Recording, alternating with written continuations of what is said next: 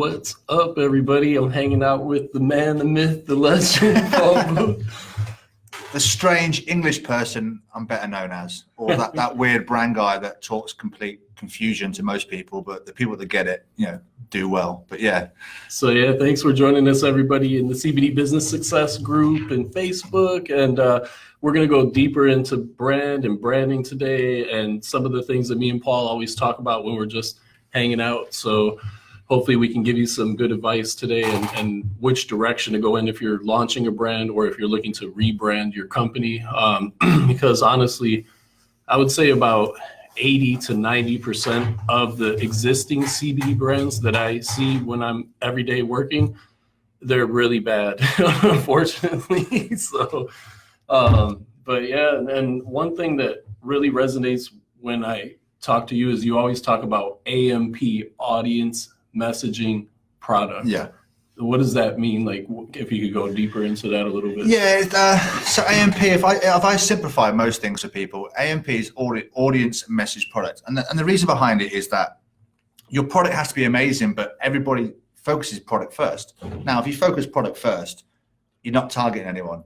And think of it as a triangle. It's the best way: audience at the top, message, and then product. So if you focus on a direct niche market, right, and you drill down to who they are, right, then you understand who they are. Yeah, and it's funny though, like, because I've been a brand owner, and as a brand owner, you want to have the best product for the people, but you got to focus first on your brand and your packaging before even the product, in my opinion. Like, if you don't have the branding and packaging down, you could have the best product in the world, but it's not going to sell. Yeah, so I can simplify. I'm an ex-engineer from the Royal Navy and the British military. So a fire triangle is no different. You've got three sides to it.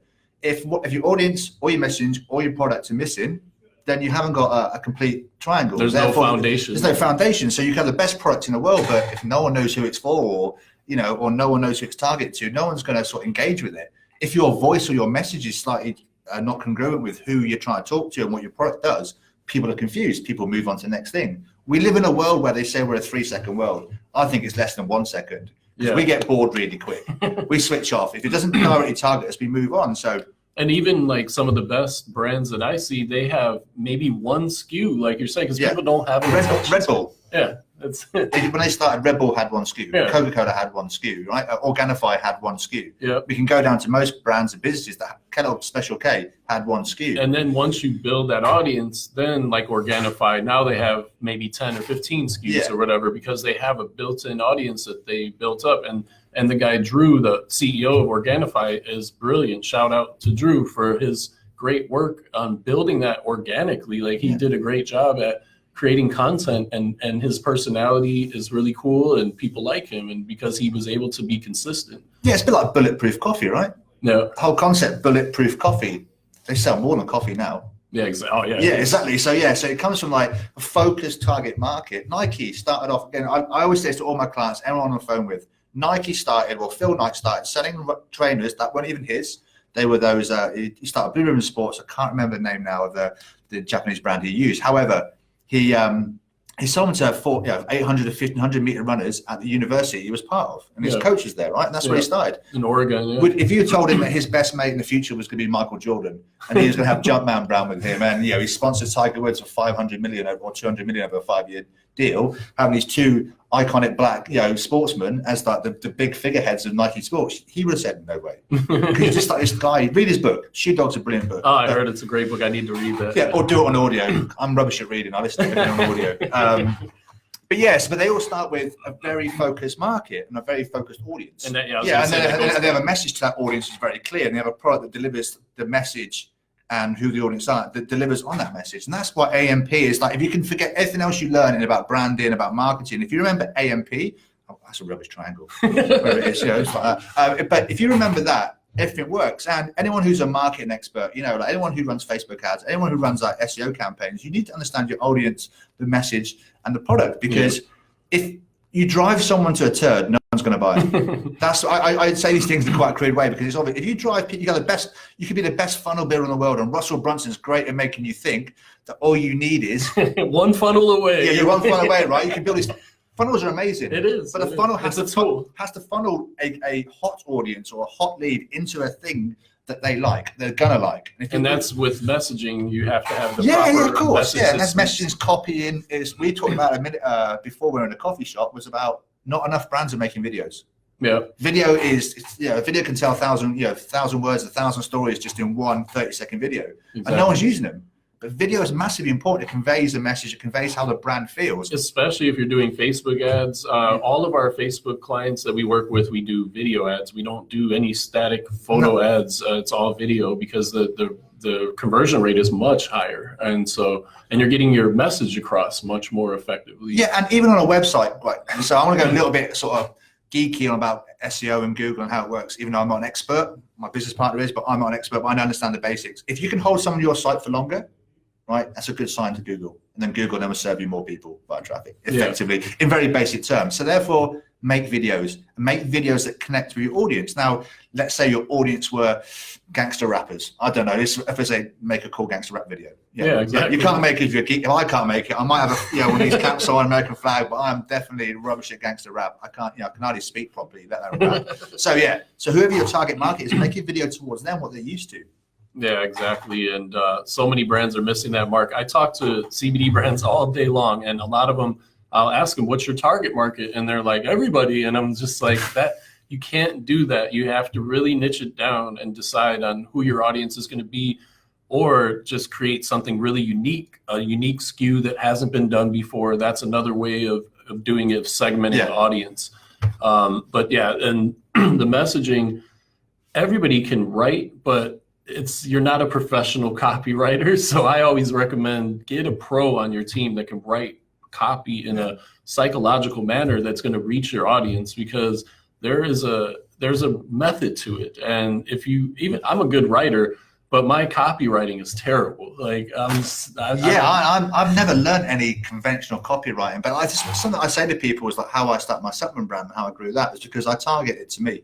Yeah. I was like a lot of people. I was a guy. Let's go into that, like your story of like how you started ISUP, and because that's an impressive story of like Paul is incredible at organically building a brand. I've watched him do it over and over, and so that'd be a cool story to share. Yeah, I'll summarize it. I was with Beer Hill for ages. But effectively what it was is that I left the military and I was a senior engineer and I was very privy to a lot of information. So I decided to leave early because my ethics changed. I didn't want to put my friends that I was putting in helicopters in harm's way. So I left the forces.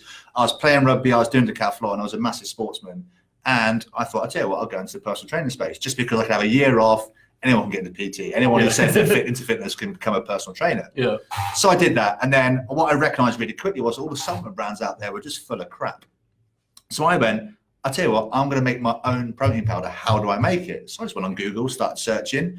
And then I found out you could find white label manufacturers. So I just went on this journey and then found it for myself. And I then created like one product test I got. And then my friend's like, what's that? Oh, can I get some? I'm like, no, I just bought it for myself. And then I was like, oh, brilliant. What there? Who wants some of my protein I've got? And then what I found was a few of my friends wanted it. So I said, okay, I'll start a brand. But I'll start a brand based around the anti-bodybuilding, full of crap. So it's the whole business around about real people, real life, real results. They call it bro science. Yeah, well, the bro science crap. But it's just like, so protein, what do you need protein for? If our big thing was in the brand was, if you don't train, don't drink our protein. Literally, the best email we ever sent in that brand was protein shakes are shit was the title. And I got the most open rates ever and I got the most sales from one email. Because the whole brand was about complete transparency, but aimed at the guy who wasn't really in shape, knew he couldn't like an Instagram model, knew he wasn't going to be a bodybuilder, but just wanted either to look better on the beach, get more sex, get more attention from women, or guys, depends on what. Or just look good naked or whatever. Yeah, it would just feel better. Yeah, so for me, because I was that person, 33, 34 years of age, when I woke up in the morning and had a certain feeling, I would write an email about it. But it wasn't for me, it was from the brand talking in the third person to the consumer. Gotcha. And we grew really quickly. Then things changed, the market started to see, the big brands started to see that the way ahead was no more bodybuilders. Then obviously we got swamped out the market and made some big fuck ups when bodybuilding.com wanted to invest in us and stuff. And then we changed our brand and killed it. Went from doing 7 figures, winning men's health awards, winning GQ and all that sort of stuff, and then just killed it.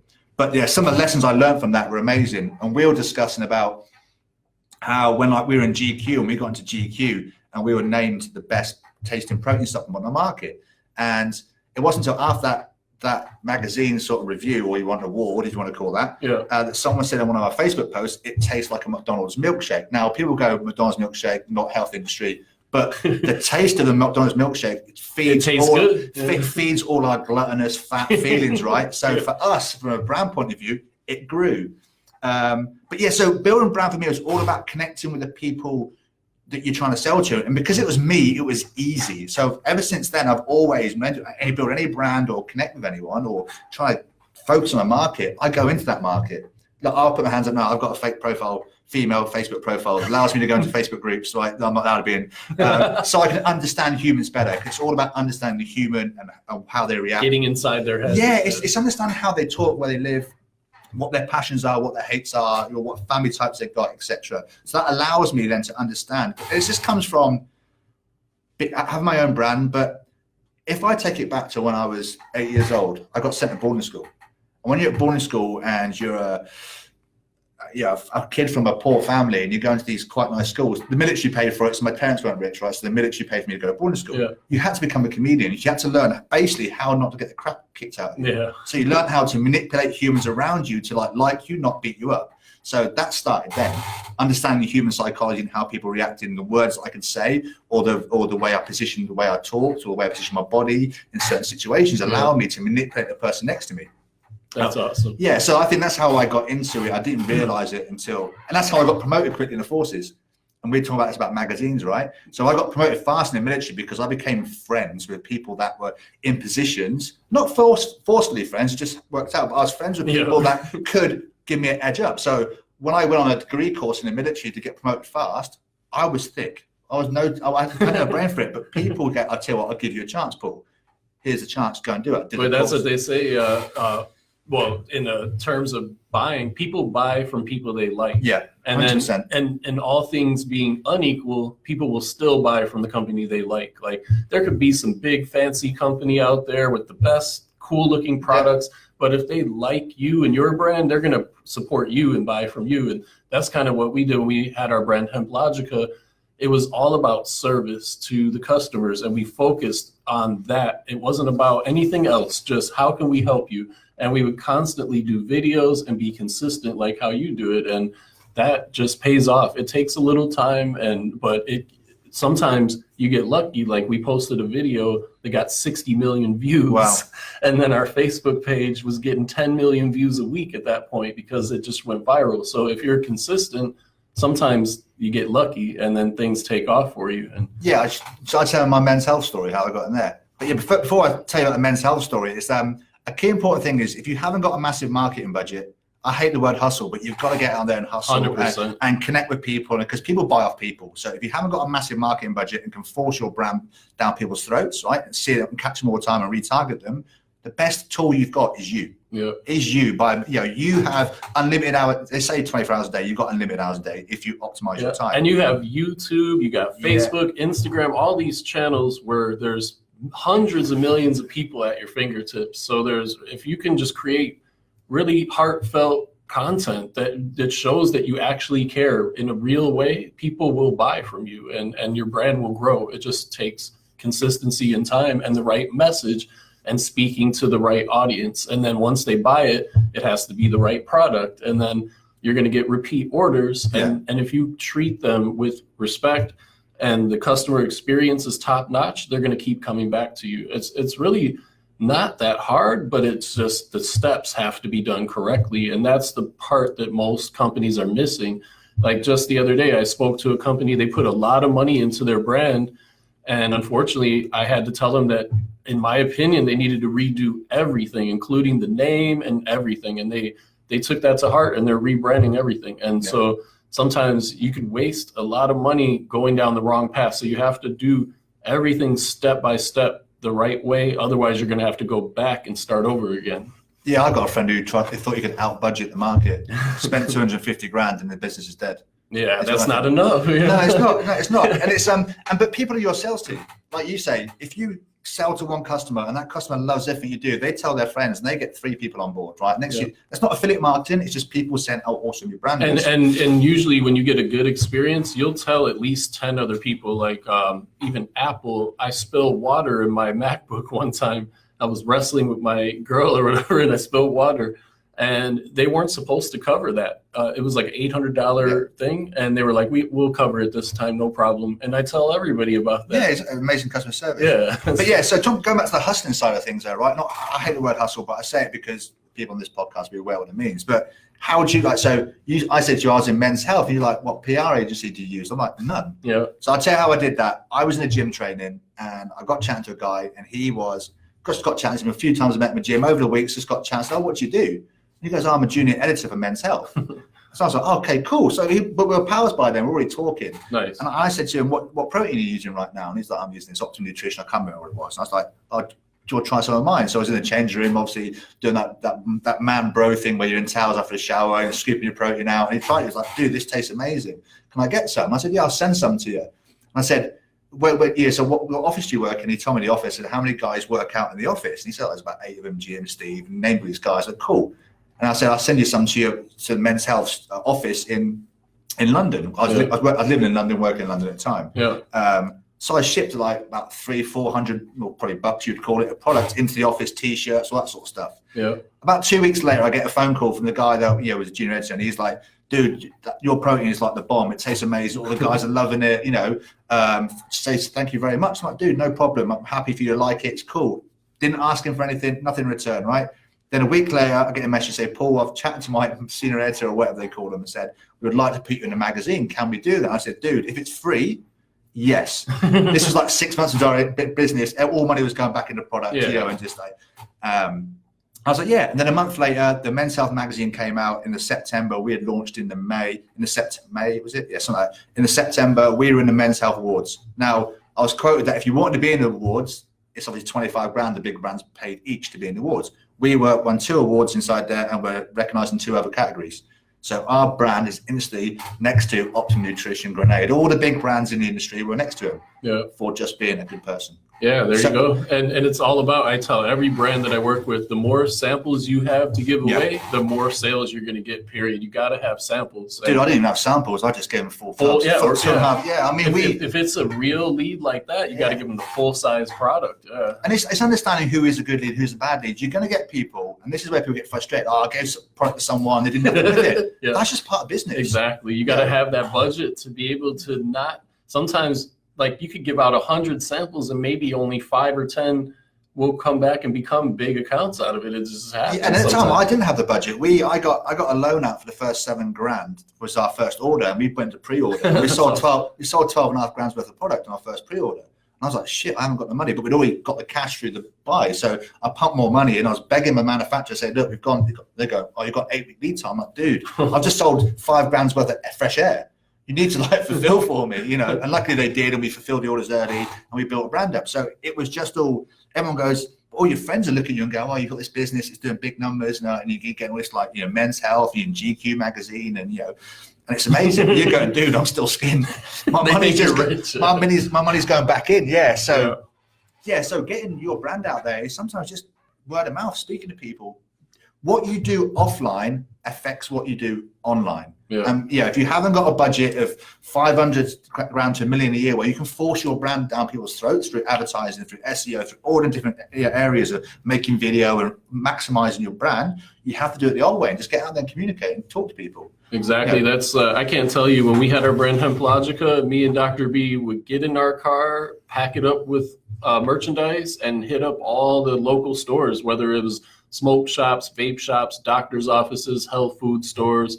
We put in the work and we got hundreds and hundreds of accounts. But if you haven't got AMP in place, it's not going to work. You can hustle all you want and say to people, I've got the best CBD product, we've got the best money back guarantee, we've got the most strongest one. No one cares. Yeah, and our message was when I would walk into let's say a CBD store, which there were few back in 3 years ago, but there were a few of them, they would say, we already have tinctures. And I would be like, but do those companies give back to kids with epilepsy for every bottle that's sold? And they would be like, no. And so Then I'd be like, well, we do. And so that's the story. And then we would get in like that because they're like, well, I want to help kids with epilepsy. And we say, well, great. Every bottle you sell, we donate a bottle, because that's what we were doing at the time. And it really took off for us. And yeah, that works down my concept of when someone asks you what you do, you tell them why you do it. So even as a brand, when someone goes, what do you sell? Don't tell them what you sell, tell them why you sell it. Yeah. So your cause or your purpose or your brand message, AMP, going back to that little triangle, the easiest thing you can remember in the world, AMP, going back to that, that's what you did. You didn't sell and try to sell CBD oil, you said, we give back. Yeah. So, but the product happened to be CBD, right? And at the time, 3 or 4 years ago, you could have a more general CBD brand at that time because there was hardly any brands. But now that the market is more, there's probably over 3,000 CBD brands out there.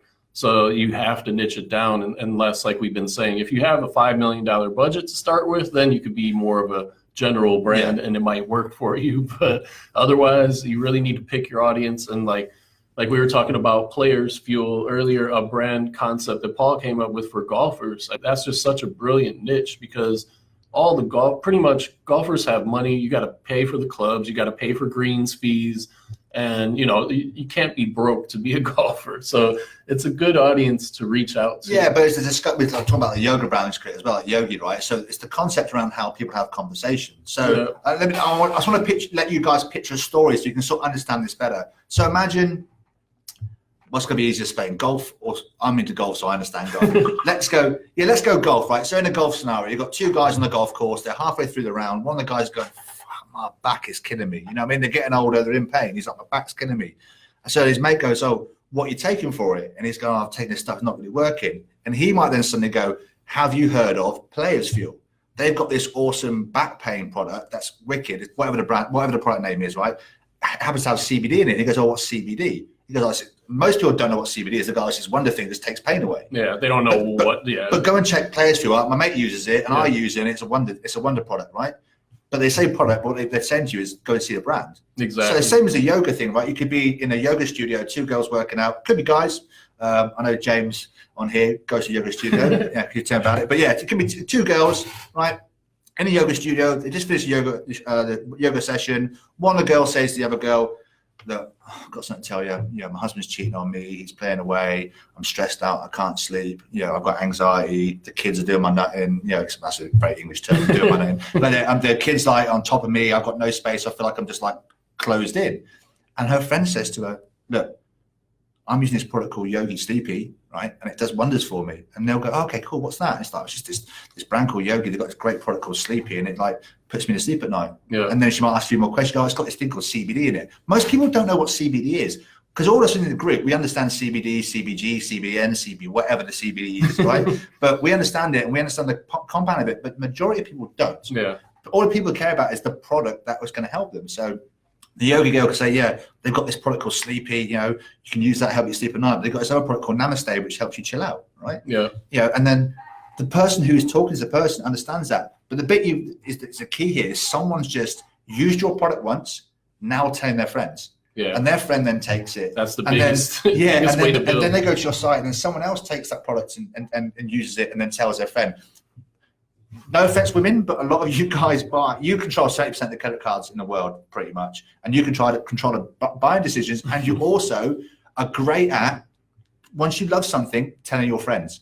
And once you love something, you tell your friends, they will buy it. Yeah. Because then us guys are egotistical idiots. And what we do is when we find something that's cool, we tell nobody. Exactly. It's our little secret. Yeah, that's funny. Guys we're secret. Like so when you target guys, you have to understand that's hilarious. You have to understand the ego concept of guys, where if they find something that's cool and like really, I don't want to tell anybody. I'm telling no one. I'm telling no one what pre-workout I'm using. I'm telling no one what protein powder I'm using to get henched. Or they're definitely not telling anyone what steroids they're using to get bigger, right? I'm natural, dude. You're like, shut up. Yeah. You're just going 4 stone in 3 weeks. You know what I mean? And you've got more muscle you can wear. So women are great, at sharing what they use. There's that caring, sharing part. And they make up the majority of CBD buyers. And of course, usually they buy for the household if you have kids, and women are buying for everybody. And we used to sell tons of gummy bears to mothers for their kids. And I remember one lady was like, it's magic. It's like when my kid eats the gummy, he's focused, he does his homework, and then right when he's done, he gets sleepy and he goes to bed. So product name there, Magic Gummies.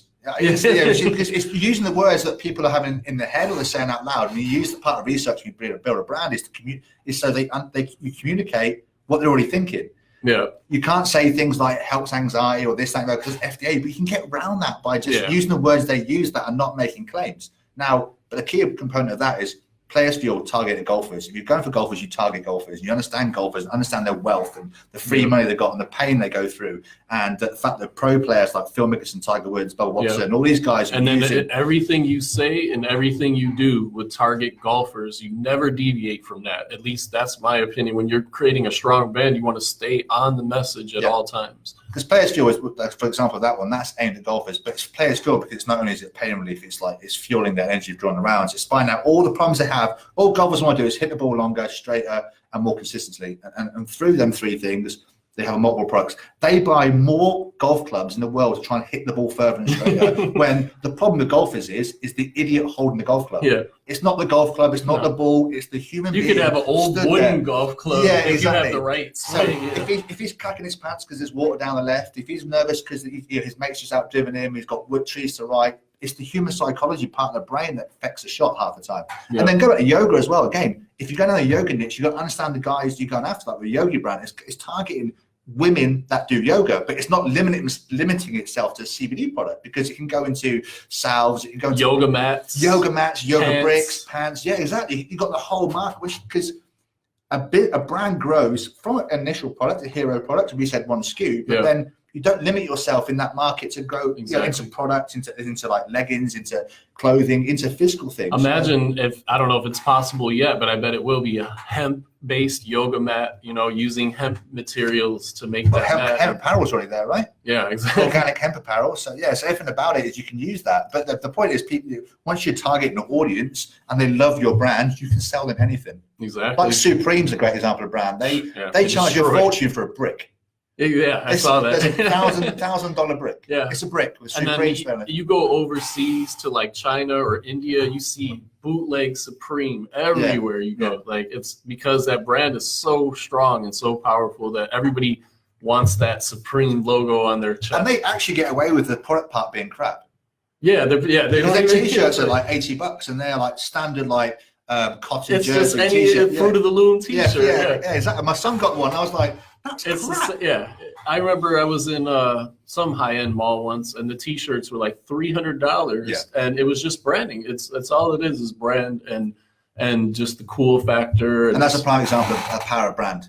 Yeah, it's just pure brand. And people will pay that $300 for that shirt, and for the Supreme brand, they have people lining up. When they launch new products, they'll line up outside the store because they limit everything too. So that's scarcity. Yeah, scarcity. Yeah. It's a very smart way of doing it. So that's another thing you could do. You could team up with an influencer, like let's say Sports Star, and you could do a limited edition product with that, Sports Star or a different company, maybe that complements what you're doing. And so just coming up with different ideas like that to reach your audience. Yes, and I know right now when you say that, people are going, I can't afford a Sports Star. Now, Aaron's probably going to be a great guy to talk about getting on influence on board, but you can get a Sports Star on board and say, I tell you what, dude, with your power and my product infrastructure and my brand, I'll give you 60% of the sales of the net profit. Exactly. Of the gross profit, sorry. And therefore, net profit, sorry. I was going to say net profit. I was going to say, wait a minute.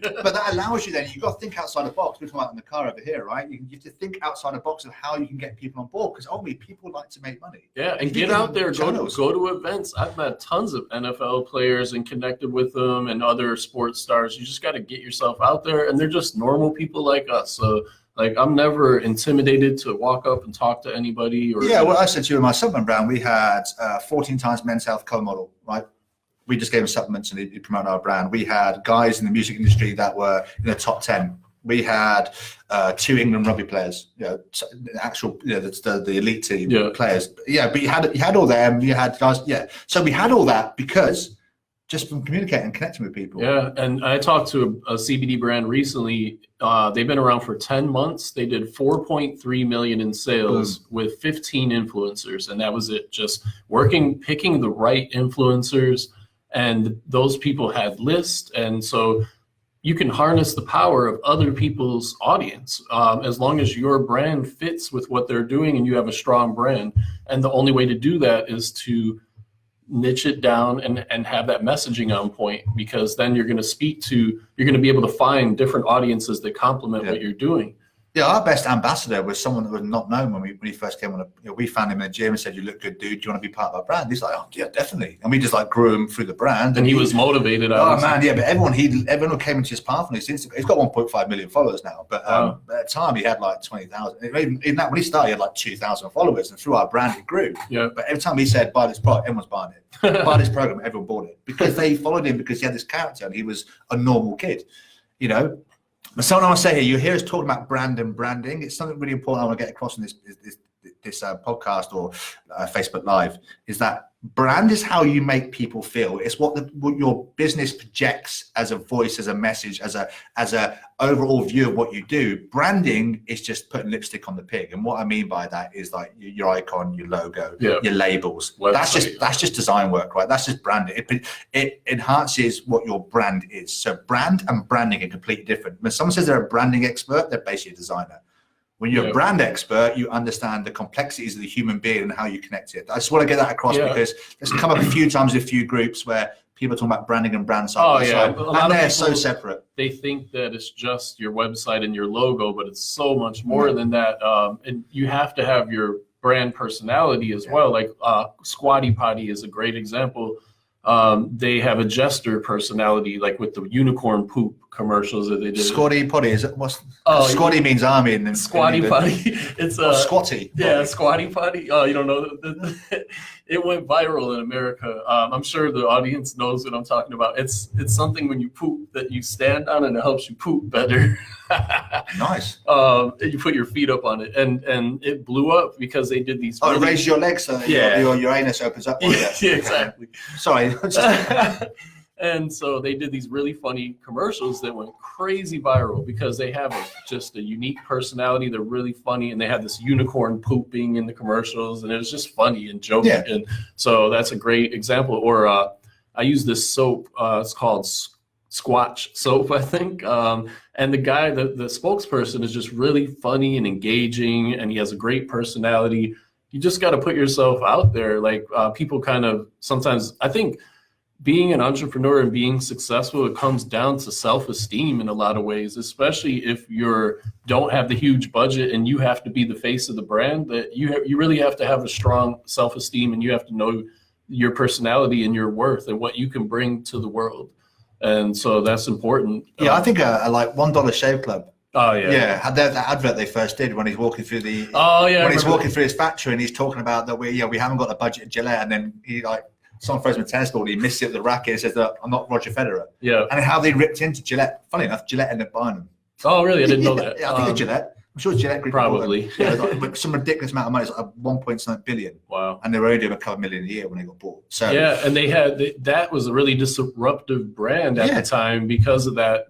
Went viral, and just using their unique personalities and their wit. Yeah, because everyone said that there was no space in that market because Gillette had the high end or the higher priced razors, but there was cheap razors. There was like the packs like Bic razor or Gillette razor you get like 10 ones that you could use once or twice, and they're broken. Yeah. Cut half your face off when you did it. Yeah. The reason I don't shave anymore is because I was in the military for 16 years and we were made to shave, and I hate shaving. But yeah, they did that, but then he just found that little gap. That's why, again, subscription business models work. Yeah. Because if you have a cool little brand, you've got a subscription, like little model, then people then buy each month off you. It's finding being a brand is about finding opportunities. That's why you'll see the stuff I post about brands or ready-made brands that I push in the group. It's because I'm finding the opportunities in the market where there's huge gaps, because everyone's trying to sell CBD oil. CBD oil is an ingredient. CBDN oil, whatever the next things comes out, it's just an ingredient.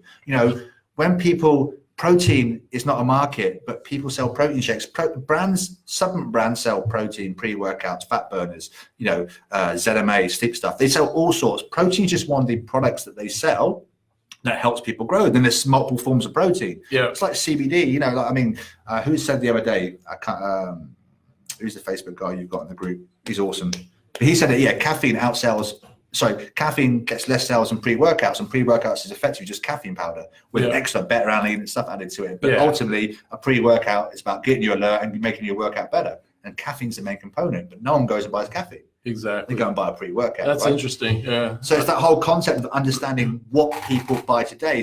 And also packaging, like you look at the brand Feals, Feals, they're doing amazing, and they're selling the same thing as everybody else, tinctures, but they repackaged it in a nice, different, unique packaging, and their look of the website is incredible. It's really conversion. So check out feals.com. It's one of the best sites in the game, in my opinion. And they're just selling tinctures like everybody else. And where they kill it is the name.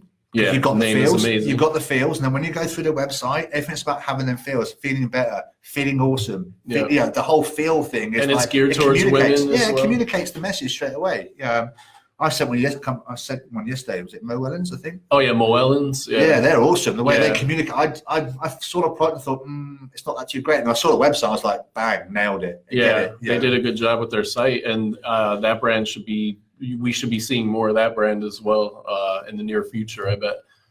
So yeah, it's all about just having that customer experience, even down to the packaging. That could be the one thing that sets you apart, just like Feels. And so, or even Green Lotus, they have unique hemp-based cardboard packaging. Shout out to Carlos, who's in the group. And so, yeah, it's just doing different things like that and putting the investments into setting yourself apart in the beginning, because then you won't have to redo everything if you do it right. There's a brand in the UK where I can talk about just visually looking awesome and just disrupting the market. So they're called Grenade. Oh, yeah. You've ever heard of them? Yeah. Their first product was, he's an ex-army guy, right? Had no money who came out really in the forces. But he was so set on having this bottle for the fat burners, grenade shaped, like an old school grenade, like a World War II grenade. Yeah. And he bent himself backwards, got himself in debt creating this grenade. But when it came to market, it just blew the market away. Fat burn detonator, and it's just like it was a grenade. It was cool as hell. It was gimmicky, but everyone went and got it. Now the business is worth multi-millions. They're selling everything from that. It started from grenade, packaging. Fat burner, started there. Now it sells protein bars, protein shakes, pre-workouts. It's now a supplement business. And you see people, that just proves my point. He started with packaging, and he focused on that. His product was probably good, but I bet you it wasn't any different than any other No, it was a standard fat burner. Yeah, but it's just what it wrapped in. It was his packaging. He wrapped the turd in glitter. You wrapped the turd in glitter. But if you think about Red Bull, right? Red Bull's great. They had one can, right? For years, they just had one can. And they obviously had a marketing budget behind it, but they sponsored all the stuff that was associated with what their brand message was about. Red Bull gives you wings, go into the extreme. So everything from. And they did that flute tag event. You know what I'm talking about, where they have people building these planes and they go off a cliff or whatever. Yeah. So they created a sport basically. Yeah, and they want to go downhill when you make your own carts. You go downhill. And they have that too. Yeah, I've only seen the one where they build these planes. You get these dudes making their own carts, and they have to go down the hill and they crash and hurt themselves, but it's funny to watch. Yeah. So they're all extreme sports. They then said, "Well, this is our market." The Formula One team, extreme of racing. You know what I mean? Yeah. They got Red Bull racing, flying stuff. The guy who jumped from space. Yeah. Red Bull first did it, right? So it's all about going to the extreme, pushing the boundaries. Wings and extremeness. And Red Bull. What's a Red Bull got to do anything about extreme? It's just a ball. It's Raging Bull, right? So Toro Rosso, which is their sister company, is Raging Bull in Italian. Yeah. You know, so it's all about that Red Bull and bull being angry. But I live in Spain and I see the bull runs all the time. Have you ever run with the bulls? I haven't run with the bulls or watched the bulls because I'm getting old and slow, so I'll get a horn up my ass. buddy did it 2 years ago and he got gored and he had to go to the hospital. So it's probably not a good idea. The bulls are not hurt; they're just angry. They're pissed off. They're separated from the herds. They're like you humans, you're going to get it. I just want to say something. Someone, Carlos in the group, put it's about hemp CPG, not CBD. Now, I'm not an expert. It's about branding and audience. Yeah, 100%. That's just a product. It's just a product. You try and communicate to an audience that's not a seller, who's not in this industry, what hemp CBG is against CBD. You're going to lose people in a chemistry lesson they don't care about. So consumers just care about their problems being solved, be it stress, anxiety, depression, pain. And you just got to do it in a way that a brand communicates. What's in it for me? That's what people care about. Yeah, what's in it for me? And I see we got a lot of people watching. If you have any questions, feel free to shoot them in the text. We can answer any questions you might have about branding or anything else that you want to pick our brains about since we're sitting here. Yeah, no, I'm looking down, guys. So I apologize. It's time to see what questions there is. Hey, what's up, Darren? And you got Carlos here, you got Darren in here. Oh, Carlos is watching. Cool. What's up? You rock too, bro. I didn't even know you were watching, and I gave you a shout out. Brian, hey, Brian. Alex is on, probably close to 2,000 funnels away. Yeah, sometimes. yeah, right. But that's it, right? So forget the funnels are without the right product and the right target market and the right branding and the right brand, right? Russell Brunson is probably one of the best marketers on earth. Oh, yeah. He's convinced everybody that you don't need a website, which is absolutely the whole. Google works on the fact that people search and your website is found, right? Funnels work on you got to drive Facebook. You got to drive traffic, right? You got to drive traffic for ads. That's right? why all the funnel people say SEO is dead. It's not dead. I laugh. It's not dead, right? Where the biggest brands in the world live and survive on organic search like traffic. You look at Pure Canna. What's up, Cody?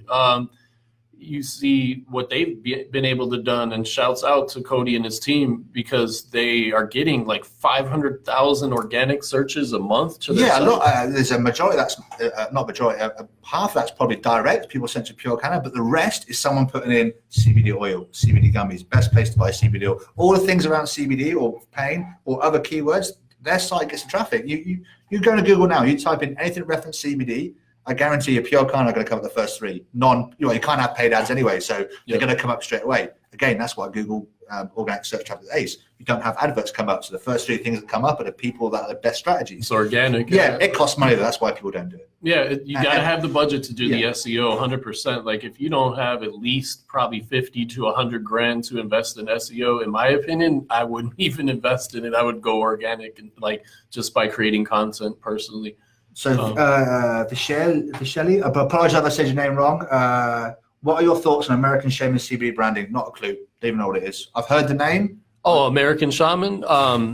They have a lot of stores out there because they're franchised. And we're bringing up the website right now. I haven't looked at their actual branding in a while. And so to answer that question, there's two things here. Branding and brand. Yeah, branding, exactly. Right? So branding, we're going to observe it from a pure physical aesthetic. Just aesthetics. I personally, just from an aesthetical appearance, the logo is terrible in my opinion. Their pop-up comes up way too early. That pop-ups piss people off.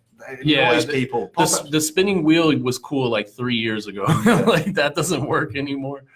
They have this prize wheel on their site. And a pop-up saying welcome to talk to us. Right, so if I look at their site from a distance, keep your skin hydrated. So they're not really communicating their message. They don't really have a logo. It's just not iconic. No, but then the products, again, I don't look great. Are they all own brand? But they're a huge brand, and so that shows when you have a lot of money. They're a huge brand, which means they're connected on a brand level, but visually, aesthetically, if you come to it from new, you go, man, this is not quite cool. Yeah. But they've obviously already communicated and connected with people before they land on the site. Well, the smart thing that American Shaman did, as far as I know, they were the first CBD company to franchise, and their franchise meetings were sold out. They would have hotel rooms full of people. So a lot of people bought into the brand early, and but yeah, it's definitely. And this is a great lesson in when you try and copy brands, what you see them, or try and template a brand that's out there right now. If you template a brand from where you see it today, like Nike, for example, or American Jet, you're looking at what you see with your eyes.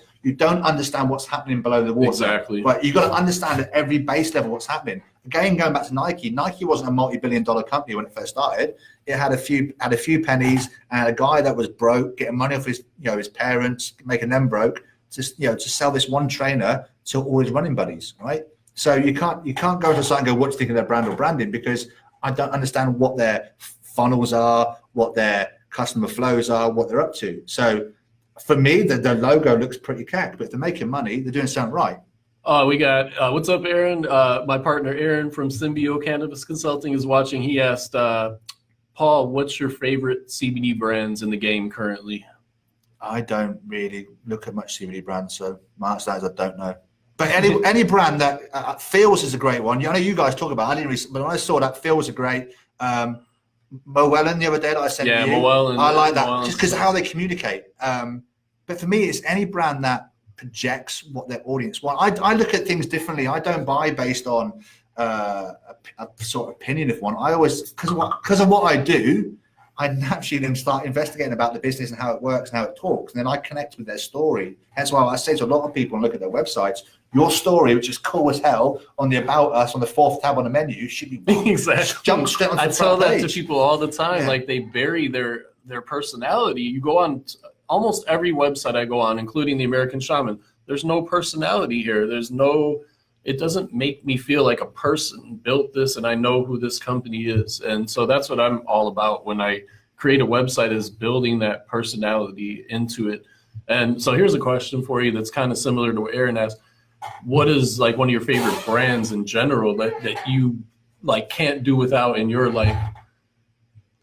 Well, right now, No Bull. They're a trainer brand. I love them. I've got 4 pairs already. No Bull. No Bull, yeah. So that they're a CrossFit style fitness brand, but they've just come out. They've taken the really complex trainer. Yeah, they look pretty comfortable. And they've taken the basic complex trainer and they made it like a loafer, and it's cool. And they are No Bull, which is great, no bullshit, right? And their slogan is just the horns. So it's just like a good play, but the actual shoes are really comfortable. They look nice. They're $100. The quality is amazing. So, but what I like about them is that they're not fancy. They're very direct to who they target. Their imagery and their brand's all about who they target, and they don't differ from that. So for me, any brand that sticks to its principles, its core ethos, I love. Yeah. I'm pissed off at KFC and doing this Beyond Chicken crap. It annoys me because too many people nowadays are bowing down to the minority to try and please the minority. It's Kentucky Fried Chicken. Yeah. Just stick to who I can you understand are. why Burger King did Impossible Burger, because it's Burger King. Yeah. So a burger can be non-big, but KFC is chicken. Oh, did you see what IHOP did? No, what they done? Oh, it was the worst mistake ever. Last year, they changed the name to IHOB, International House of Burgers. It's like, what? You're the House of Pancakes, and they changed it to IHOP. Yeah. So that's like, maybe they did it on purpose to have people, because a lot of people started talking shit about it. So that was good. Like but negative publicity is good. Yeah, like what was the examples we were talking about earlier about that brand that created a fake protest? Yeah, so Wonder Bra was a bra that came out probably 20 odd years ago now, probably more than that, I'm older than that. But what they did was, it was this bra that pushed up ladies' boobs and made them look good in the top. And at the time, the woman who owned it didn't have much marketing budget, so she paid 300 people to have a fake protest in the middle of London. Put a ban Wonder Bra. It's sexualizing women, etc., etc. So, but what happened after that? She had massive sales because it went all viral over the news. Yeah, Spits Like Protein World did the same as well. They sensationalized women purposely to get the negative press, which created positive press, because everyone's going, oh, it's negative, it's making out that every woman's going to be skinny for the summer. Yeah. Whereas you've got probably a lot of women, probably millions of women going, I want to be skinny for the summer, even though it's a negative connotation, it's the wrong thing to do. So yeah, there was a brand that they created billboards with like a sexy woman on the thing. And then, are you Beachbody ready? Yeah, Beachbody. And then they purposely created a negative PR campaign against their own brand to get the people talking about it. So there's different weird things that you can do like that.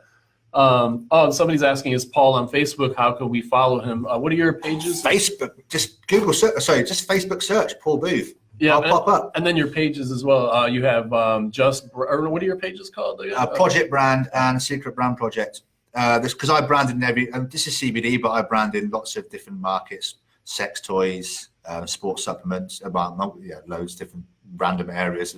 I just like branding, creating brands and doing branding. So you can find me anywhere. But I want to go back to Aaron's question of what brands you said I like, or what brands in CBD space. For me, brands that pop up, I like brands that target me, who know I am, and they pop up and they're simple. Yeah. They get to the point really quickly. I love people that get to the point really quickly. I don't like faff.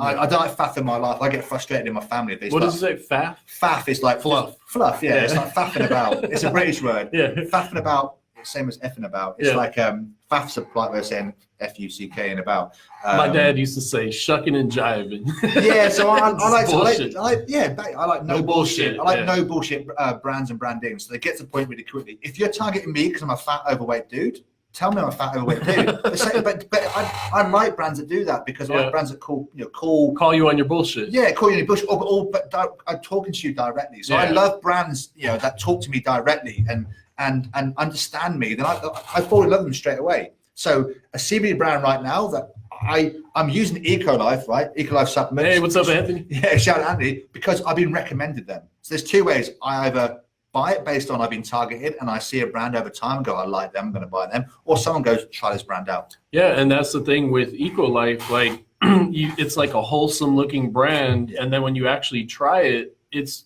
the best tincture I've ever tried, honestly. And I've tried like 50, 75 different brands. So then once you try it and you're like, whoa, this works great. My buddy flew 15 hours from Australia. He tried the EcoLife tincture for the first time. He couldn't move his back hardly from flying.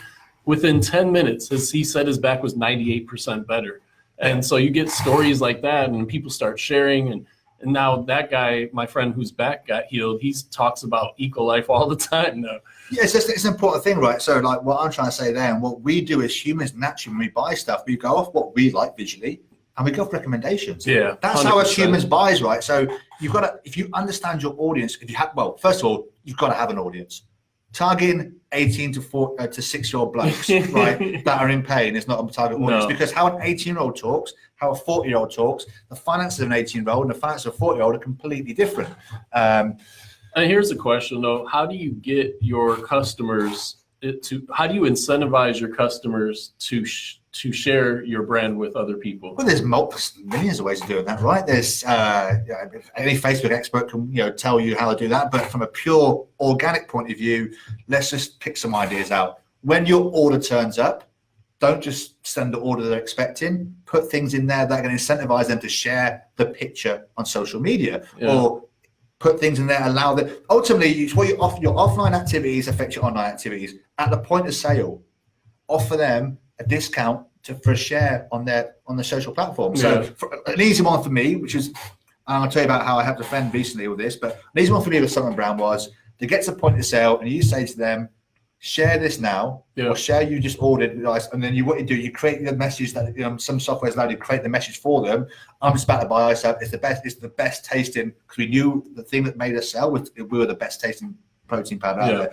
They are the best tasting protein powder out there. Tastes like a McDonald's milkshake, right? And they shared that tweet on their Twitter there and then. They can go there straight after and delete it. We understand that, but most people don't. They share that tweet, they get an extra $5 off their order.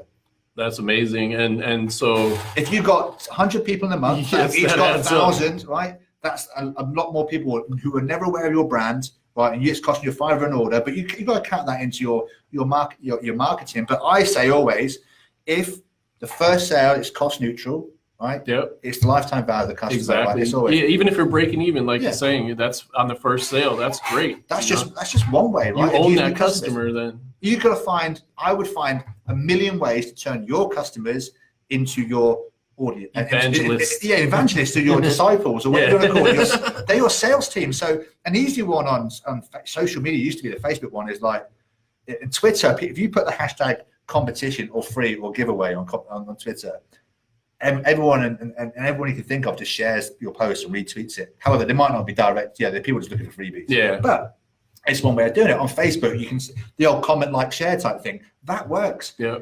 If you understand your target market. So if you understand, if you've got the right audience, you understand them deeply what they're doing. You understand how they feel when they get out of bed, how they feel when their kids piss them off. If they have kids, that is, right? How they feel about the husband, the partner, what drives them, what pisses them off. So anything the news, if you understand who your audience is and something happens on the news, you will know if your audience will get pissed off with that bit of news or excite them. Then that gives you them fuel to then send an email, send them to their messenger bot. You see, the key to having a business is data. If someone buys your product, they got to be in your messenger bot, in your email marketing system, on a WhatsApp group. You want them everywhere. Yeah, and so you should communicate all the time. Yeah, the best brands, like you were just saying, the best brands in e-commerce are emailing their customers almost every day, or they're hitting them in some way, like messenger, email, Facebook ad. They're retargeting constantly, so they're omnipresent. They're everywhere you go. You're seeing this brand. It's like, man, I can't get away from this brand. But it's a good thing if it appeals to you. Then you're like, I like this, Yeah, exactly. That's the whole point. When I talk about organic search strategy, and people call it SEO. I hate that word because SEO means so many different things, right? But organic search strategy. If you can drive through a strategy 1,000 more people a month to your site, that are more buying intent customers onto your site, they land on your site, you've pixeled them. Yeah. That's 1,000 now leads that you can get a marketing team to retarget. Yeah, they're warmer, exactly. right? So someone like Aaron, he would love warmer leads rather than cold leads, right? If you said, Aaron, I've got a site generating 400,000, like a pure kind of 400 to 500,000 leads a month, and they're all pixeled, Aaron would fall off his chair. Oh yeah, do you know what I mean? He'd be like, ting, ting, ting, ting, ting. Yeah, so yeah, someone like that. So it's like, so traffic's important, but it's, for me, it's always optimizing every step of the flow of your customer from the point they first hear about you to once they bought your product. It's what you do after they bought your first product. You want them to pay you effectively whatever they bought the first product at every month. And the great thing about CBD products or any consumable product, protein, caffeine, anything that's consumable. Yeah, they need it every month.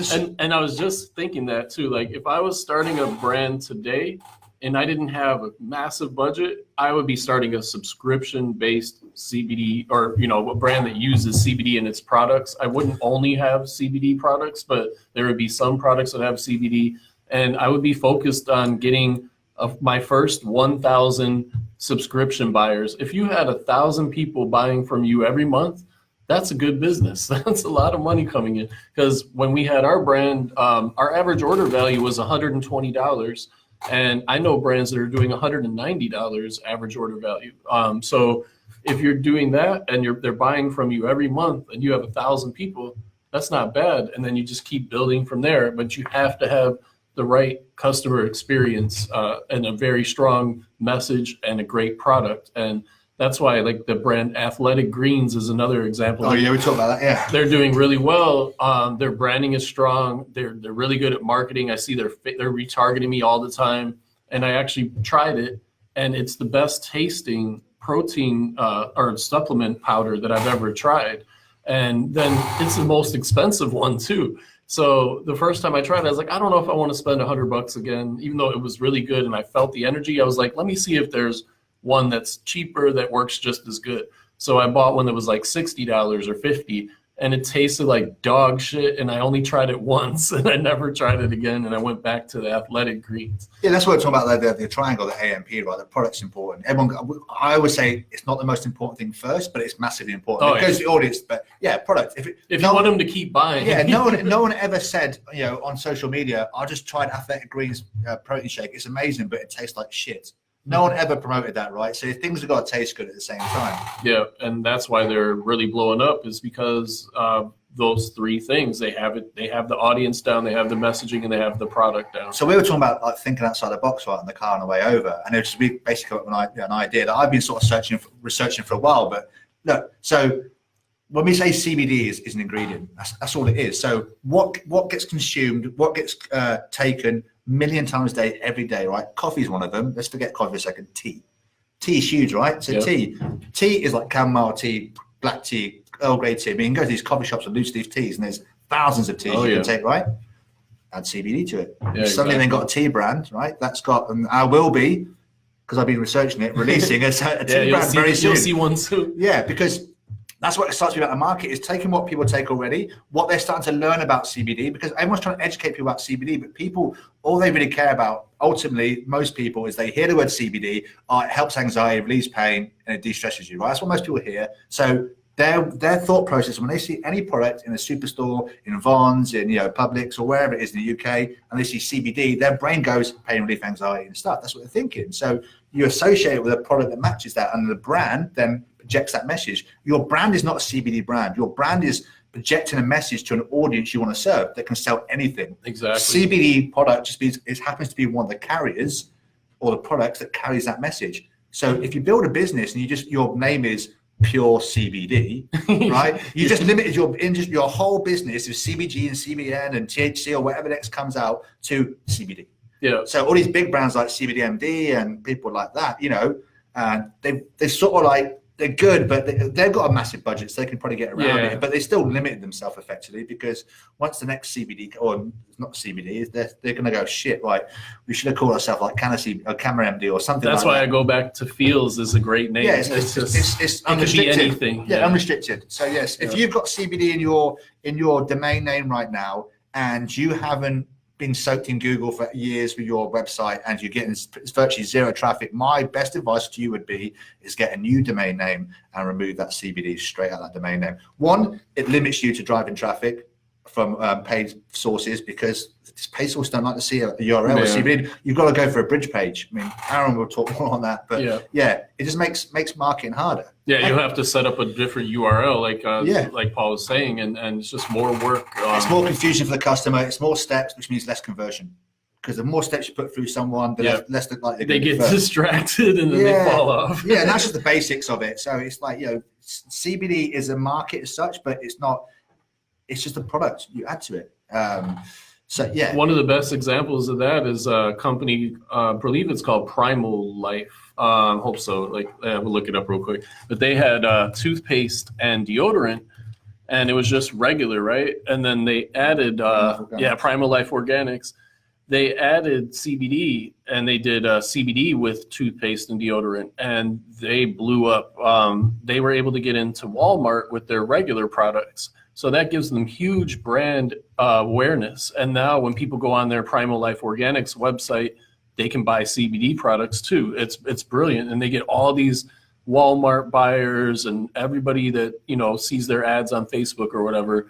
Yeah, so the great thing about their website, we're on there now. So they obviously focus on their main money maker is dental health, right? So the first thing comes on, it says, take our dental health quiz to get a customized dental starter kit. Take the quiz. So instantly, holding people on the website for longer. Google thinks it's trust. It niches it down. It's going to get some data out of you. Instantly, when you take the quiz, you have to give your email up, right? Data for you guys so you can retarget. And it's niched to people with teeth, with teeth concerns. I was saying teeth concerns and teeth, So hillbillies, and so they did a great job with launching normal products, and they started with $10,000. It was a husband and wife. They're great people.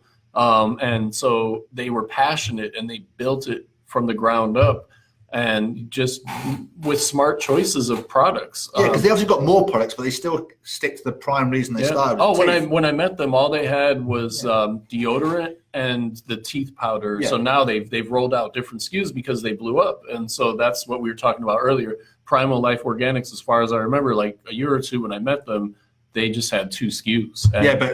But from understanding what people would search Primal Life and what they expect when they land on, they still expect them to be this like teeth brand, right? Yeah. So when you land on their website, you still get that initially, and then you get sort of like teased into the other stuff. Yeah, so that's a great example of a company that uses both regular and CBD products, and they're the same exact products, it's just with CBD added or without. And so another way I describe to people when they're like building a brand is like what people expect.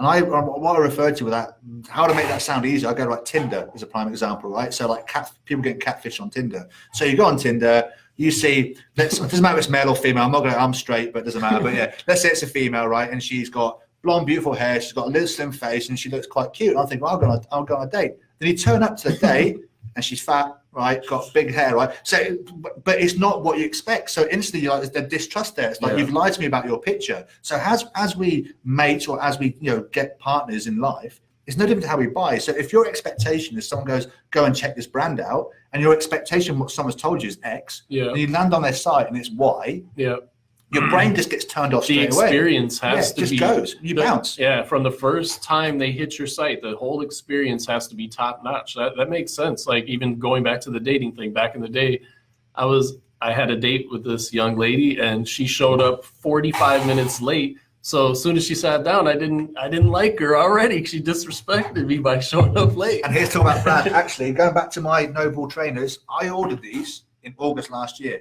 And they messaged me and said, we apologize. We've taken your order, but we haven't got the size. They said, you can choose another color. I didn't want another color. I said, no, don't worry about it. Just refund me, thanks. Yeah. January, these turned up in the post. For free. Yeah. They noted something there. And then on the system. And how many pairs have you bought since they gave you those? Yeah. They had. So they cost $100 on the site. They probably cost them $20, $15-20 from wherever, China. Hope they haven't got coronavirus. But that's something that brand can do. It's like sometimes when someone orders and you said no, put them in a different Excel document and say that someone we had to be really apologetic to because we took their money, we couldn't serve the thing, so the person hasn't got trainers. So that's brilliant. For the sake of $20, they turned up. I was like, amazing. So I went from being pissed off because I didn't get them, so I really wanted them, like a petulant child. And then they turned up, and I was like, I must say now, I said that this brand's brilliant. That's like Zappos, the shoe company Zappos. They have a customer experience part of their company, where like that's what their job is. People that work there is just strictly customer experience, and they'll, like, if you buy a pair of shoes from them, they'll send it to you next day delivery, even if you didn't pay next day. They just send it next day anyway. And just little things like that, you want to over deliver to your customers. Yeah, when we did our pre-order sale, most brands, I say, you do a pre-order sale, you over exaggerate when you're going to send the product out, and you send it early. Yeah, that's and then people are like, oh wow, it's turned up early. Just little things like that. Everything's about customer services, and everyone who thinks that once you made a sale, it's all good, and you forget that's just the beginning. Retention is way more important than acquisition in most cases, because if you can it's easier to keep a customer than it is to get a new one. And people forget that. So many companies, I talked to a guy that was doing $4 million a year with his e-commerce site, and I go, how often do you email your customers? And he says, never. And I go, whoa, dude, you're missing out on so much money. Well, I tell you about my friend who owned a supplement brand in the UK, and I was like, how many times have you actually asked your email list to refer a friend? He's like, never. He did that, and in 6 months he made 1.3 million extra on top, right? Just because he said to them, look, in the email, you just go, tell a friend about us, and every time your friend buys, we'll send you a $20 token. That's a great example. Don't assume people are going to do things. You got to tell them to do things. Like that was the big mistake we made when we had our brand Hemp Logica. We had subscription on our site, but we never told people about it. We never marketed it, and we didn't get a lot of people on subscription. I just thought, oh yeah, people are just going to sign up for the subscription. Now, go back to the ClickFunnels, Russell Brunson. If you get put into any funnel that someone's built on ClickFunnels, and especially any marketer, right? You'll go try to sign up for this like $97 program, and then you go through 6 upsells before you get. Exactly. It's like all you want the button is say piss off, piss off, piss off, piss off. But the upsell. Really good. They take it to the extreme. So that you can piss someone off at that stage, right? But what ClickFunnels is taking what works online normally, and they just exaggerate everything. Yeah. It's not. There's no product page. It's a sales page. And it's that sales page all the same. It's like the call out headline, then the pictures, then the testimonials. That one chance, opportunity, scarcity, all that crap. Add this program now. Only 20 to be sold. It's a digital program. It's not 20. Exactly. I hate when they do that. So yes, but ClickFunnels is great. It's a great marketer. He's made people believe there's no. But you have all his tribe pushing a one-click funnel, or one click away, or they're now funnel experts. And all these funnel experts now built a funnel, but never made money from it. Yeah, they're a funnel expert, right? Worst. So be careful when you're hiring people to build your funnel or a website. Make sure they have verified results. That's for sure, because there's so many con artists out there that are. Where there's a money market, there's always good people that come in, right, and try and con. But ultimately, you guys can do a lot of this stuff yourself, but you just got to understand your audience and then market to them. Yep. Hey, what's up? Our buddy Austin from Dream Nutrition. He says, what do you think holds more weight in the market? Physical, digital branding, or a charismatic leader? Both. Depends on the person, depends on the brand, right? There is no right. Someone who owns a business might be super passionate about it, be ace at understanding how the business should go and how it should communicate, but he might be an introvert. And terrified to talk to people. So there's no point that person being a face of business. So bring someone else on board. But what do you think holds more weight in the market? Physical, digital branding, or both? But they both do, because it all has to. It depends. So all your digital, physical branding, and your charismatic leader or the voice. If you have, has to be targeted to that audience. And so what do the audience want? What do the audience want? Ultimately, it's about them, as you said earlier. It's about them. What do the audience want? If the audience are quite introverted and don't like mouthy people like me talking, there's no point me coming and go, hey, buy my product, I'm all about this, I'm all about you guys. They're like, whoa, dickhead, calm down. That's why Apple, when Steve Jobs, rest in peace, was alive, like they had both. They had the physical digital branding, and they had a charismatic leader. Because his anal way was like, I have to have things a certain way. Well, he even said, the customer doesn't know what they want. I know what the customer wants. Like, that's how... but he did. Yeah, and he did know it, and he was arrogant, but he delivered on it.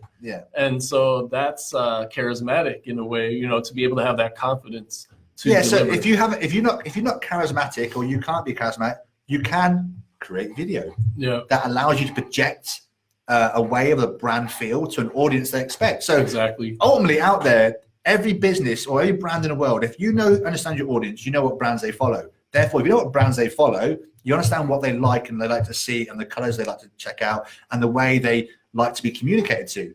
So therefore, all you got to do is just follow that path. Exactly. And success needs clues. And you ain't got to make it up. And Austin from Dream Nutrition is a great example, actually, of a charismatic leader. I always talk about him because Austin, if you look up Dream Nutrition, is DREEM. Austin has been able to, he goes out and talks at events. He's in hemp organizations. He's a leader in the different, like Indiana hemp organizations where he's from. He goes to health food stores or CBD stores and he'll give talks about CBD, and he puts himself out there and he's built this company over the last 3 or 4 years organically, step by step, by putting in the work, rolling his sleeves up, and actually getting out there amongst the people in the community. And he started locally in Indiana where he's from. And I know now they have hundreds of accounts in Indiana, and now they've been able to get funding, and they're going to the next level working with us actually on their Facebook. And so we're crushing it, and it's just incredible to see the growth. And it's taken time because they've done it organically, step by step. And when you're doing it organic, sometimes it can take a little bit longer if you don't have $10 million budget or whatever. Yeah. But the payoff is so much bigger when you do it that way, in my opinion. Yeah, and you can say, what are our brands? I'm the brand. Yeah. It's me, Paul Booth. You're Matt Sibert, right? So I am the way I am. I'm not going to change who I am. I just communicate. I don't change. The day I used to, when I first left the forces, I was lost because I didn't know. I was just character in the forces. I'm quite a bubbly character, vocal character, where I am now. When I left, I was like, shit, who's this person in the real world? Yeah. And I started to then sort of like almost be like a sheep to the sort of way people were meant to be. And the day I decided in 2017, well, probably back in 2016, I decided, but sod that, I'm just going to be myself again. Yeah. My whole business changed. Yeah. I just like to be honest. There's no point me stroking people's ego or your guy's ego and saying your brand's amazing when it's a pile of crap and it's struggling, because I want you to be the best person you can be. Exactly. So I'm going to be honest. But that's sort of, so the question here, someone, Shabina said, any advice for new companies with no customers? Right. First of all, understand who you want to serve, then go and talk to them. Yeah, that's it. That's it. Just go and talk to them. Go and speak to them, and then find out their problems and say, yeah, okay, well, you talk to them. They tell you their problems. Go, hey, cool. This is exactly why I'm building a business, because I'm just like you, or I understand why you're in this situation. I've been there. A lot of the I've been there stories sell really well, because if you've been there, been through the pain and had the problems, that's why people like, and that's why the Amazon whole gets sucked into, I made 7 figures on Amazon, now I'm an Amazon expert. But the reality is the profit they made is like 20 grand. Exactly. Do you know what I mean? So a lot of the time, that's why it works, because I've been there, stories work, from broke to rich or wherever it is. Storytelling always works. But if you've got no money, if you've got no customers, you just start the business, the first thing you've got to worry about is, who are you targeting before you worry about what it looks like or anything? And then you just communicate with the audience. And the best place to do it is offline. You can do it online. I'm doing a little free challenge here in one of the groups I'm going to do. I'm going to teach people how you do it online, how you do this sniping, not stalking is the wrong word, but how you go in and find your audience in social media, and then you communicate with them. You don't be a spammy wanker. And that's what a lot of people do. Just provide value. Don't sell. I can't tell you how many posts a day in this group people are trying to sell CBD products. Everybody owns a brand pretty much in this group. I don't know who they're trying to sell to. Like, you have to know who your audience is and provide them the right message and not be salesy. Just give value. And that's how you build an audience. Yeah, so I'm talking about value. There's a bit of value. So I built my supplement brand with no paid ads. I spent £500 on Facebook. Didn't have a clue what I was doing back in 2011, 2012, and just said, well, that's shit. Facebook's crap. I built it all organically on Twitter. And effectively, this is what I did. I was looking on Twitter for similar brands similar brands that our audience were looking at, and I recognized Optimum Nutrition UK never responded to anyone's questions. Right? Everyone's going, what's the best protein to use? So I went in there and just basically spent all night, like 3 hours a day, just going there and literally answering questions. Not selling my products and, hey, you want to think about doing this or this workout, why don't you try these things? But if you want to check out a workout plan or an exercise plan, here's a link to the website. Never, ever try to sell a product. Yeah. They come to your website, they get the information they need, then they browse on your website and go, oh, cool, this is quite cool. They might come back 2 or 3 times and they buy. Yeah. Because you just then suddenly answer their provided value. Yeah, exactly. And if you haven't got any audience right now, that's what you can do. Yeah. Content is king. You can but don't give people chemistry lessons. Yeah, that's the whole point. Don't come to my website and have what is CBD, what is CBD best for, and then try to explain all the information. It's ultimately just trying to, with being compliant, because Marty will tell us off if you're not compliant on the website. Yeah, no give claims. people in a fun way. You know, we all live life trying to be fun. We don't walk around life going, hey, what is CBD? CBD is a cannabinoid. It's like we don't do that. We talk in a way like, yeah, my friend uses CBD. It's just communicate. I think another good example. Sorry to interrupt. But another good example is Healer, which is a CBD brand on their website. They do a good job of just being whimsical and funny and, you know, not taking themselves too seriously. Yeah, innocent drinks in the UK and Coca-Cola bought in the end. Their website was funny. It was all about, they talked in the third person from the fruit. It was like a fresh fruit juice. They're like smoothies they sold. They like, if you contacted their contact support, it'd be called the banana phone and stuff like that. So, but when they communicate like it's a fruit that's talking. Yeah. So it's putting joy into it and making it fun. Then I like that. People connect with that because it's just different. But we're all trying to. And because this industry is new and everyone's trying to find a way to be the best CBD product out there. You know, I've got a 10,000 milligram product. We've got the best money back guarantee. 30-day? Everyone does that. It's not unique.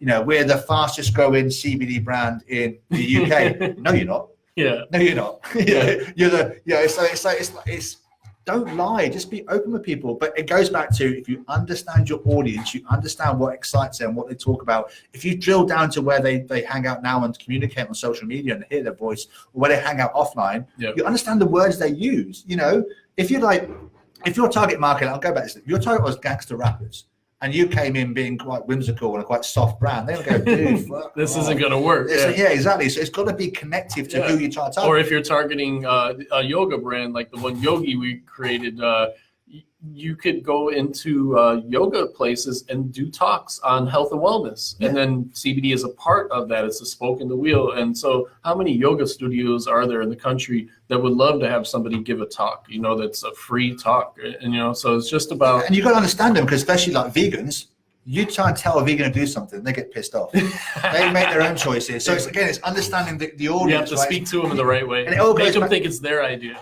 So if you're trying to target everybody, you have no voice. Yeah. Because you have to speak to a specific audience. You can't. Everyone wants the perfect health and wellness in their life. Everyone wants to feel better, look better, you know, live longer. But that's not a target, because how you want to feel one day and how I want to feel, we're two completely different people. And if you actually looked at what brands inspire you, or what brands you buy now, or clothes, like you wear Lacoste, you've got Puma. I don't like Puma, right? So there's things like that. I don't know why I don't like Puma, I just don't like the logo, but I won't wear Puma. So but how you buy and how I buy is completely different. So we're two different people to target. You can't target us both at the same time if we're different people, you know? Exactly. It won't work at all. My dad's the same. I was chatting to my dad and he was going, oh, they look quite comfortable, them shoes. My dad buys shoes based on comfort. I base them on comfort and style. So if you're trying to target me and my dad at the same time, he's not going to buy the stuff I like because he's got really old and arrogant. Well, and then the older you get, you care more about comfort than style, of course. Yeah, so you can't target 18 to 60-year-olds looking for help, because someone who's 50 plus knows that life's coming to them pretty quick. Someone who's 18 is like, my body's going to last forever. Their mindset's different. It's like what it makes you feel too. Like I wear a lot of Puma clothes. That's just my everyday bullshit clothes to wear. But then when I wear Lacoste, I feel like a little more like, hey, I'm like rich. I'm rich.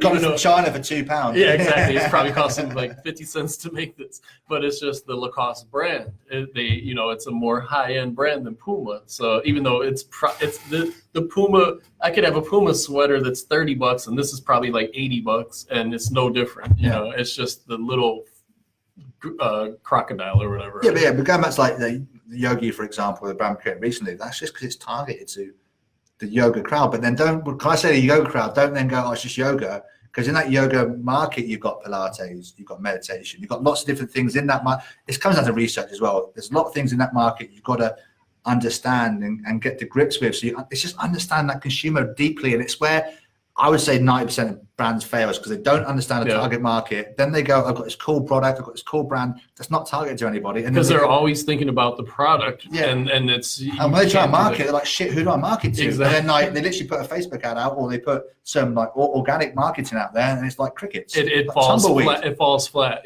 because they're not speaking to anybody. And then they go, oh, the market's saturated.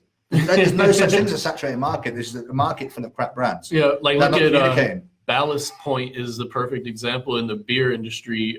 In San Diego, where we're at now, there's a brewery on every corner pretty much. There's little beer companies everywhere. But Ballast Point was they created an amazing brand and really cool looking products. And once you drank the beer, it was good.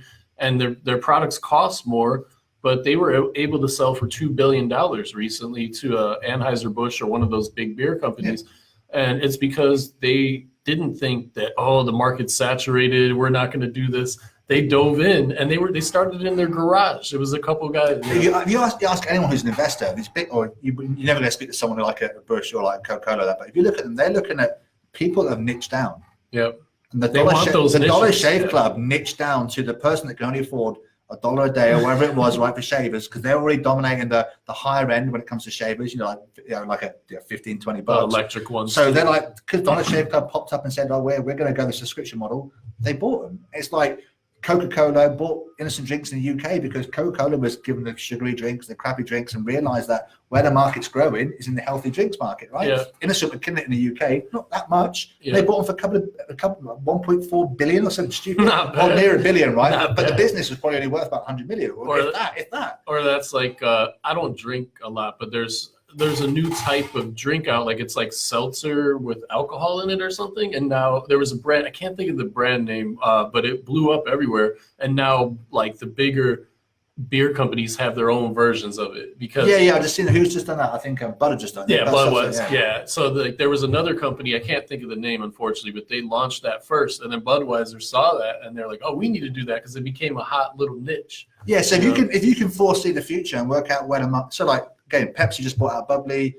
Coca just bought AHA, which is sparkling water. Yeah, same type of thing. It tastes shit. Oh, garbage. It's just sparkling water. So, but they're in the market because there's a potential, right? So, if you can foresee where the market's going to, again, we're not talking about CBD now. We're talking about finding gaps in the market. Now, counter products are going to be in the future of products because the benefits they have. You can't claim the benefits, but they've got benefits. Yeah. So, in the future, they're going to be there. And they're going to be there. So, where can you niche down right now? So, let's say pure prime example, let's say you niche down to a very small niche and then you are number one on Google. Oh, White Claw is the name of that drink. That's right. So you're then number one on Google when someone searches this type of product. Like let's say it was a beer CBD. You're not going to have that alcohol-free beer CBD. Right? You're number one on Google when people search that.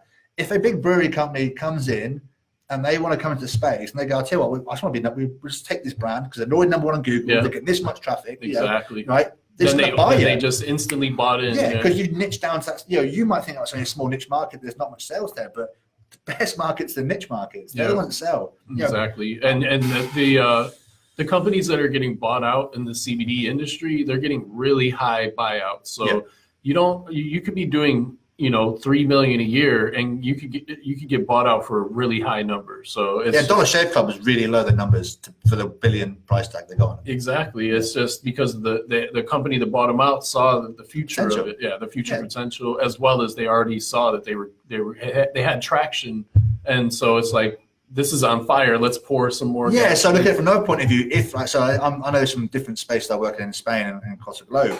If you haven't got a website that's getting traffic, and you go to investors, I've got this great idea, this great brand. They go, okay, you just got an idea, dude, and a product. You haven't got any traffic. You haven't got any predictable income or predictable traffic where so go back to if you've got 100, to say you've got 10,000 people a month hitting your site, right, and your sales not too great, an investor can go, well, I can improve your conversion, I can improve this. That's 10,000 leads a month you've got, right? I can add an ad spend to that. Like Aaron can go, 10,000 leads, give me them 10,000 leads. I'll tell you what, I'll turn them into money. 100,000 Yeah, exactly. Yeah, exactly. So people like that can do that all the time. But if you haven't got the traffic and you're not doing things to get traffic, your business lives on traffic. Yeah.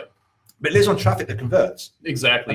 You could have all the traffic in the world, but if I can buy 100,000 visits to my site from like random Pakistan and India and freaking Korea. Yeah. But it does nothing for my site because you want them to convert and stay on the site. So that's why you need a target market. I beat this drum all day long. AMP, audience messaging product, because if you don't do it, you're going to fail. And unfortunately, probably over 70% of you guys in this group right now that started brands are going to fail this year. Shut your business down. And that's quite depressing thing to say, but it's the reality, because if you haven't got the budget to grow a business and get professionals on board to do stuff, you're going to have to get out there and hustle. The online dream, which people keep selling, is not there.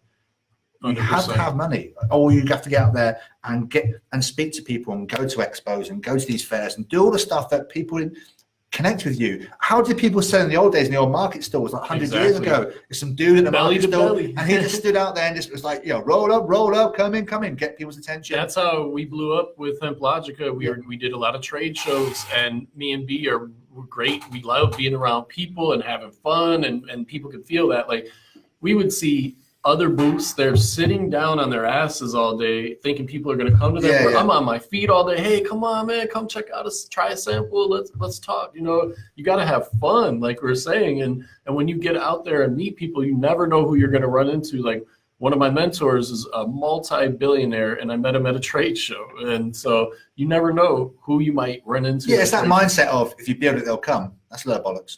It's complete crap. 100% Complete crap. Everyone thinks, bullshit, you build it, they'll come. They don't. Oh, I thought that. You've got to invite them in. Yeah, exactly. Yeah. When we first built our website, I had never done e-com before. I always had retail stores. And so I thought, the site looks awesome. Then we're just going to start getting business right away. And it just didn't happen. And then I had to figure it out. Okay, what am I going to do to get sales? And then we went the organic route, exactly how Paul built his company.